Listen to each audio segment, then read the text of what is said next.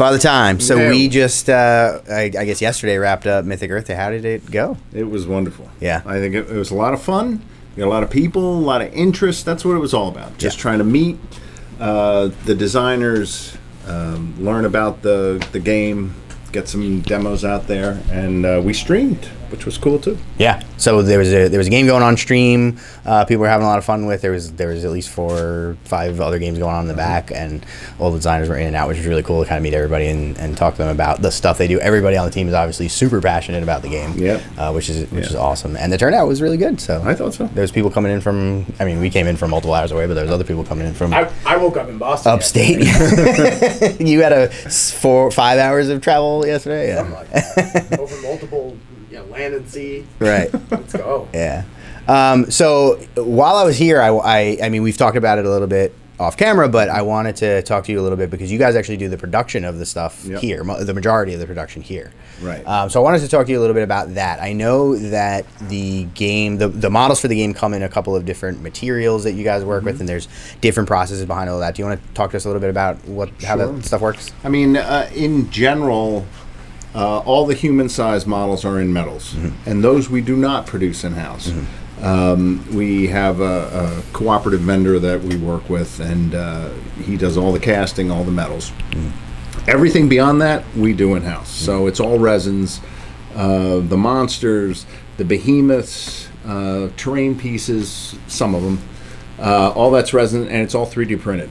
So, and then all the packaging is us. So we're doing all the packaging ourselves, which is tremendously tedious. An undertaking. It seems like it. But it is mind-numbing, but it's what we're doing right now. So, down at the store we have 3 printers. You have to go through the whole process of printing, and then you're washing and curing and removing all the sprues and things like that. So this would be very similar to what somebody at home, if they wanted to get a nice 3D printer set up, it'd be very similar to what they would be doing. It's exactly what they're doing. Okay. Yeah. But now, so with one caveat, some of the bigger bases we cast.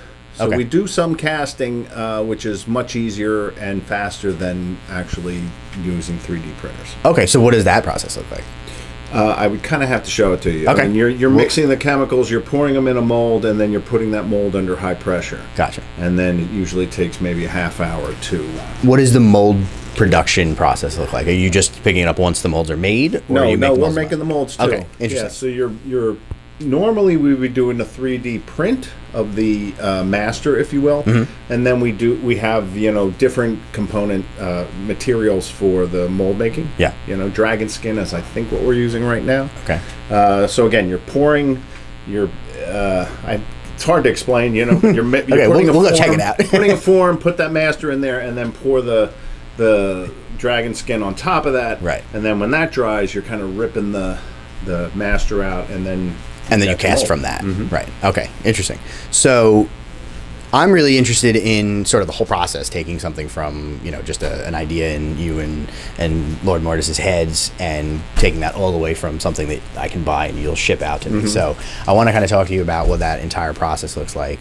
So I guess let's go check out some of the facilities and some of the equipment, and we can kind of talk about what that looks like. Okay.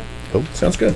Okay. So do you want to tell me a little bit about the process from kind of start to finish? From womb to tomb, as they like to say. Yeah.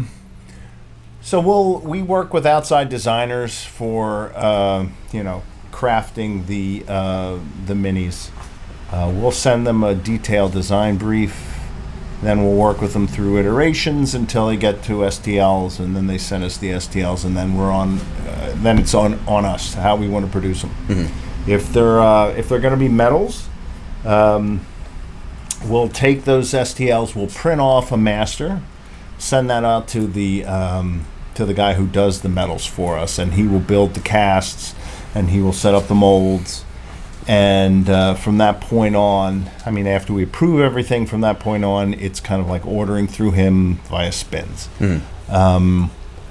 As far as monsters, behemoths, things like that, we end up printing all that stuff here. It's all resin. It's done on those machines back there. So you're printing here. I mean, this is very standard 3D printing, same as you would do in your home if you have a printer. 'Cause actually, these are ones you can buy. They're relatively inexpensive. Printing off the plates, dumping the finished resins here. You're going to end up, you got to wash. That's all alcohol based to get all the excess resin off. Then you're going to use your hot water, and that pops the sprues right off. We really have zero problem getting sprues eliminated from the models. And then you're curing in those ultraviolet bins. So these are going non-stop. These we use more for just the simple things like these objective markers, things like that, different printers. These are FDM printers, right? Yeah. And what are the advantages of 3D printed resin compared to the metal in terms of the material and in terms of the production of it? Well, I mean, the metal is less expensive once we get it rolling. And I'm not even sure if that's true anymore, but it's certainly a lot stronger, right? I mean, the resin stuff, if you're printing human-sized minis that have, say, a spear or something like that, you either have to upgrade your resin to a very strong, flexible resin, right. Which is more otherwise expensive. It's brittle and it breaks. Otherwise, it's going to break. Yeah. The bigger things that we're producing, like these are caracol. Here are some cookies that you wanted, but they haven't been fully baked yet. But those are so small and squat that we can print them and not have a problem with breakage. Right. And those are so big that you don't have a problem with it. I was talking to you earlier about casting. These are the molds over here. We make the molds. Once we have the molds, we will, this is the pressure pot you're putting them in. So you're essentially mixing up your chemicals. This is once partially done. Sometimes we just pour the excess in. So you're mixing it, you're putting it in here, and then you put it in here under pressure.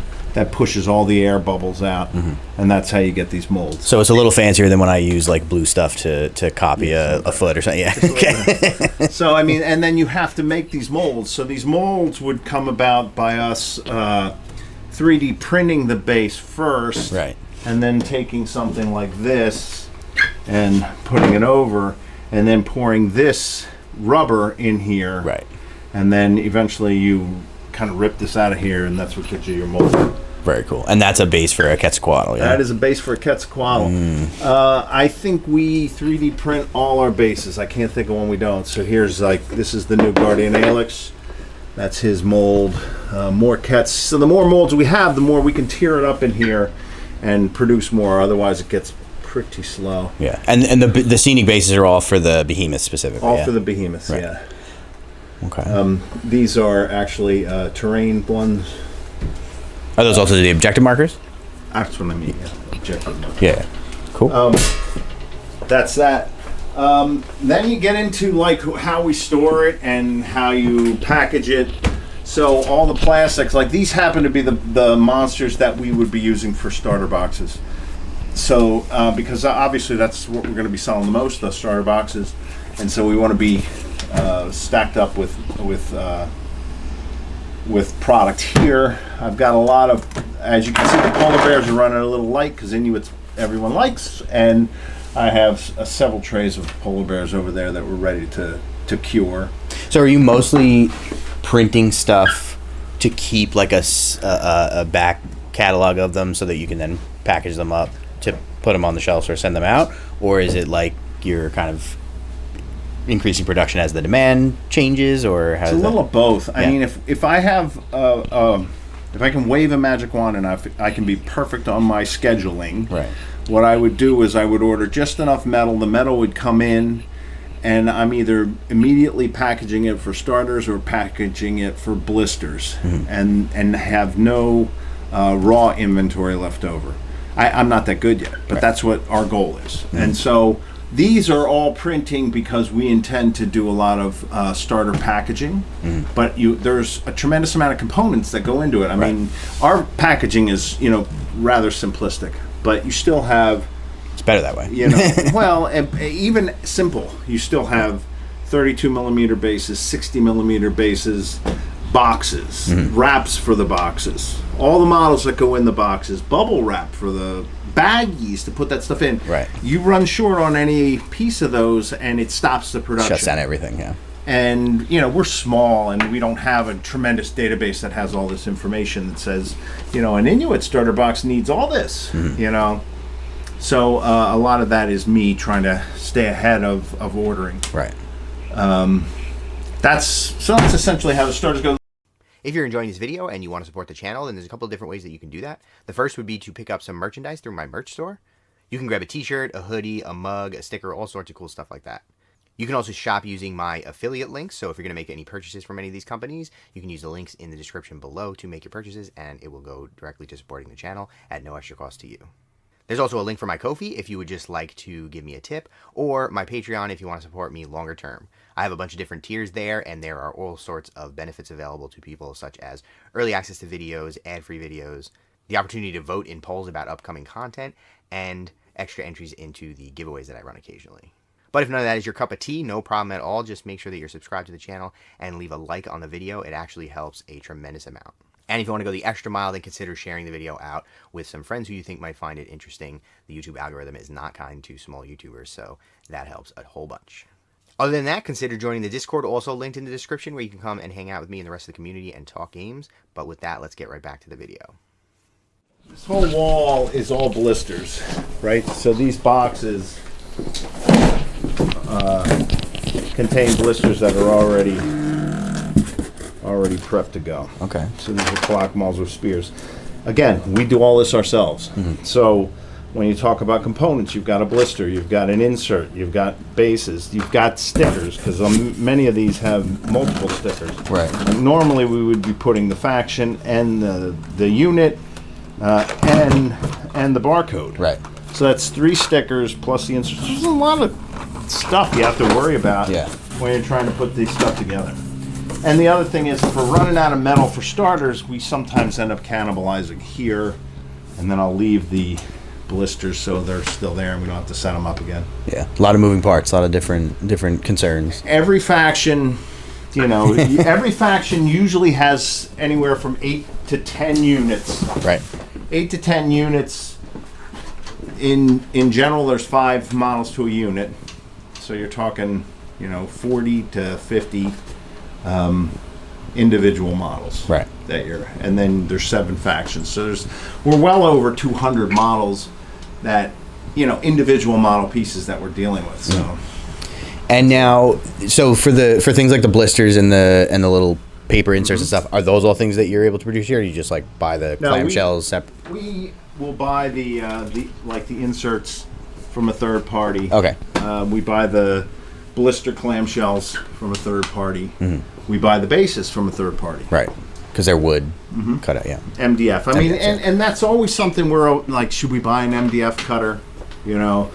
And it's how much effort do I want to put into it? You know what I mean? Because it's just me and 2 other guys who are mostly doing all the packaging, and it takes enough time now. I don't want to have to sit here and worry about cutting, MDF. Right, and then you have to balance how much that's going to save you versus the time invested, and then also the maintenance of the machine. Absolutely. The raw material, all of it. Nelson would love to get everything internal. Everything. He'd like to be spinning metal if he could. I was going to ask, how complicated would that be to set up? I don't know if it's complicated as much as expensive. Yeah. The machines themselves are going to cost you quite a few $1,000s. And what does that process look like? So you said you send them the STL and then they are able to produce it just... Either we send them the STL or we send them a printed model as a master. Okay. And then he'll take it and he'll use those to create the mold. And then he'll run it, metal through the mold, send us back the finished product. You can send him the STL and he'll print it and prep the mold. It's just more expensive that way. Got it. And is that a situation where it's like a more of a startup cost to get him to invest in making the molds, and then he can produce them at a particular price per unit? Yes. Right. So it's that's a more couple $100 for a mold. We own the mold, but he keeps the mold. Right. And then every time you're doing a spin of metal, it costs you X dollars. Right. And there are X number of. Normally, we'll get 2 full units out of a spin. Right. And so the cost of the spin, which is very cheap, like $3, for him to actually do it. For him to take that, put it on a plate, and spin it. Yeah. But the metal is, that probably costs $10 to spin that. So. Right. And then there's a limited lifespan for the mold itself, molds, right? Yeah. Yeah. So do you have an idea of how long they last? I don't, and we haven't run into it. Oh, okay. So it's a long time. We run into it here. Yeah. More than we run into it there, and we're not using any molds for the monsters and the monstrosities. So, right. Yeah, we haven't run into it with the metal yet. Let's see. I know you guys have, or I've heard some rumblings that you've at least done some experimenting in the past with different types of materials. Are there any plans in the future to either change the dynamic between the sort of metal for the humans and the 3D printed resin for everything else, or to move away from metal or into any other materials? It's funny. We have that conversation all the time. Yeah. Because we know that there are better printers that we can buy. We saw several of them at Gen Con, and we know some of our our friends who are also in the business have upgraded their printing. Yeah. And then we start saying, okay, well, let's just print everything. Let's print the metal figures. I just don't think we have the manpower resources to do that. Because you're looking, when I show you those trays over there with the guys on sprues, that all that stuff has to go through the same cycle. I got to wash it. I got to heat it up so I can get the sprues off. I got to cure it. And to do that for hundreds and hundreds of models, I'm not doing it. Right. Yeah, and I guess in a particular faction, the majority of the stuff is metal. I mean, it's really only for most factions 4 or 5. For most factions, you get about, I want to say maybe 6 or 7 full human units that are going to be metal. Right. And so that every would faction the has amount of a monster level. Every faction has a behemoth level. Some of them have 2 monsters. Some of them have 2 behemoths. Inuit have a ton of monsters and lesser humans. So there's all kinds of variety. Right. But in general, you have a monster like these that we're doing for the starters. Yeah. And a behemoth, and then a lot of metal. Right. So it would over double the amount that you're personally doing. Yeah. Way more than double. Yeah. Plus, they all have 5 unique sculpts. So it would be quite a bit more. I mean, even if I were to print a plate like that plate of Koki's over there, that has, I want to say 4 to 6 different poses. Yeah. Right?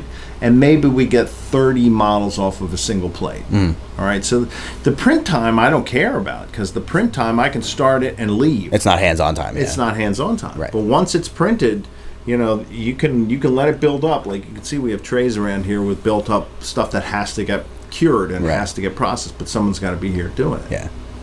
And it's a lot of work. Yeah.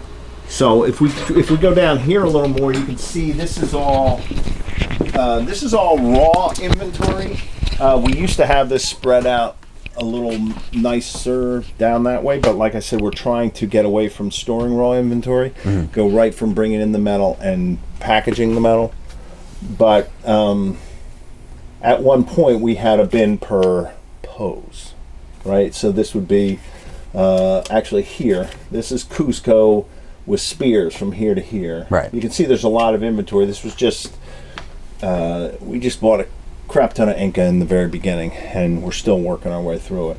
But you can also see on the flip side that our tribal nation stuff is empty, because I'm staying ahead of the ordering with the packaging. And then behind you is some of the product that's just packaged and ready to go. We are low right now because of coming out of convention season and because of yesterday's Mythic Earth Day. And actually after Gen Con, we had a lot of sales. So not just being at Gen Con, but post Gen Con sales were very good for us. Yeah, just getting the word out. People talking about it and getting excited. Very cool.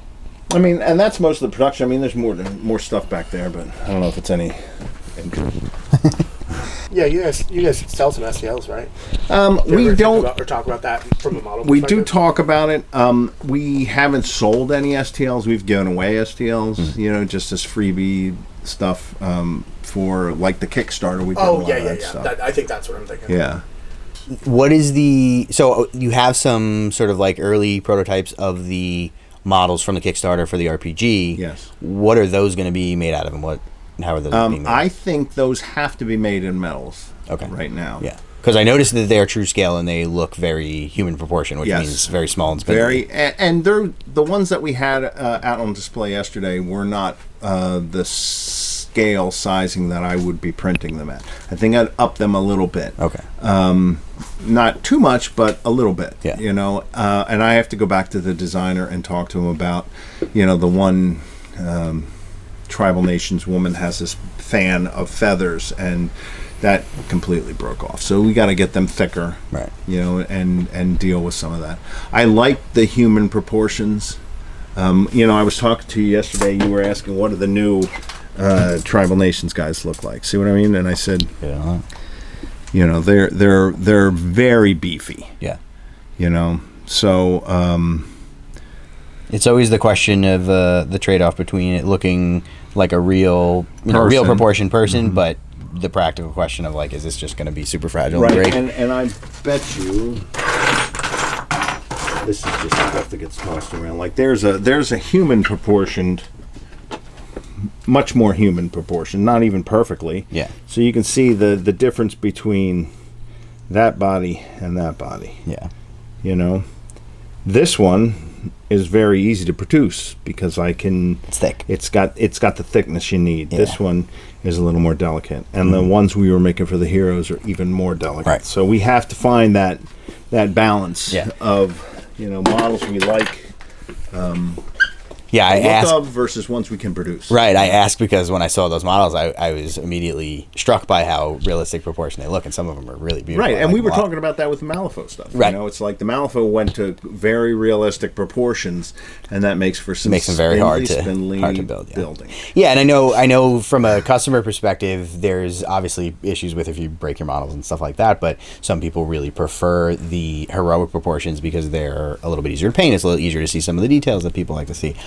Personally, I prefer more of a realistic proportion, but that's definitely a personal preference. But, you know, I came into it, I wasn't working with the designers, the sculptors during any of this metal. Mm-hmm. You know, I only worked with them from okay, let's get it molded. I didn't work with it from a design. Right. I have been working with the guy who's doing the heroes stuff.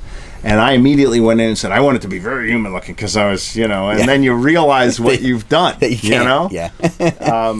Is that something that you're working with as early as, like, because you mentioned like sending notes to the designers and going back and forth? Is that something that they're good at and aware of like, is this something that can practically be produced in a model, or is that something you're guiding? Yeah, I mean, you know, and some of them are very, they're used to producing human proportions for Cyocast, which is much more forgiving as a model. Yeah, but also flexible. Not because it's flexible. It's plastic, which has its own downsides, as most people not a great material to paint, right?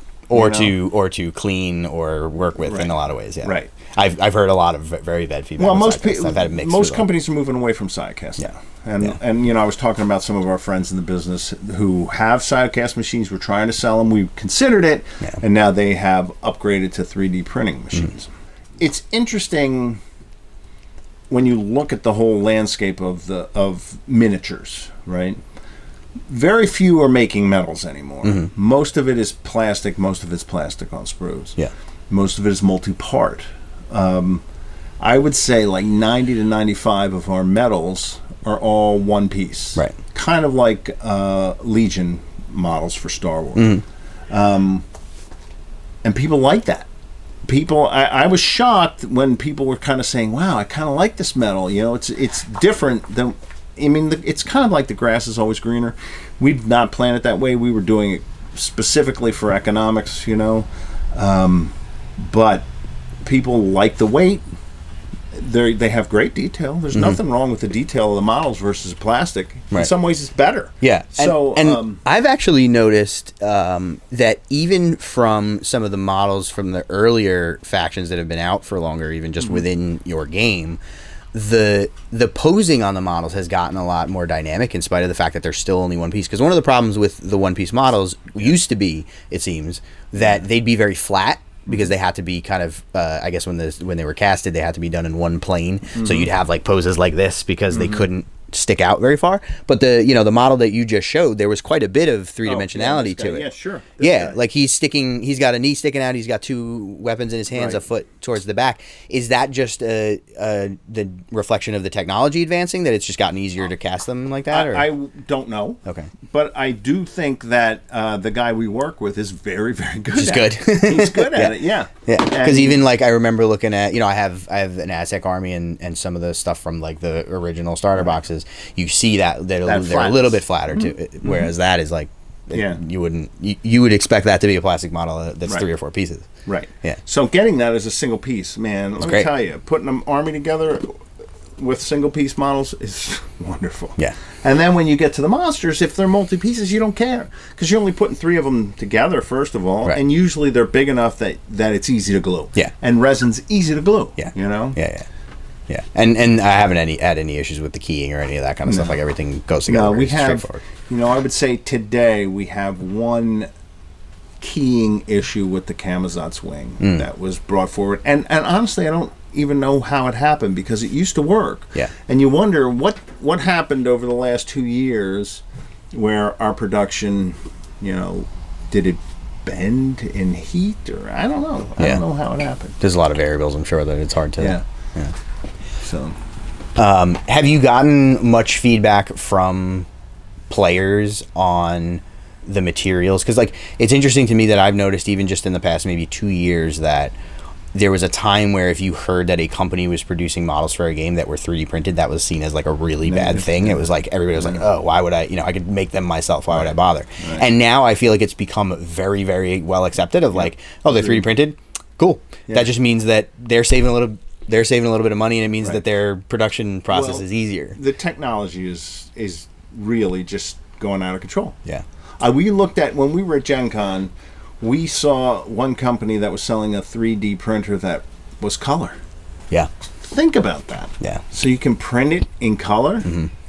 It's crazy. There's a guy on Instagram that does videos 3D printing Pokemon. The first 150 Pokemon in color, and they come right off the printer looking just like the Pokemon. It's crazy. And there's also 3D printing without supports. Yeah. Which is also, kind of mind-bending to think about how they're doing it. Because the quality's there, and it's low maintenance. You don't have to, sand off the connection points. And it's low work requirements for us. There's not as much human intervention. I mean, if I can get a machine that does that, that's within budget, well, then we could talk about producing all this stuff via resin. Yeah. But right now we don't have that.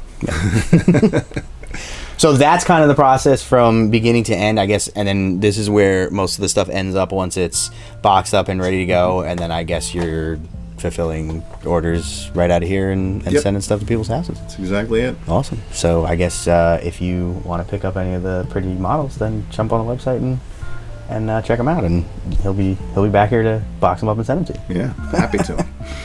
Awesome. Thanks a lot. All right, my pleasure. I want to send a huge thank you to the extremely cool kids here on Patreon, as Steam Power Scoundrels, Dogmatize, and Devin. And thanks for watching.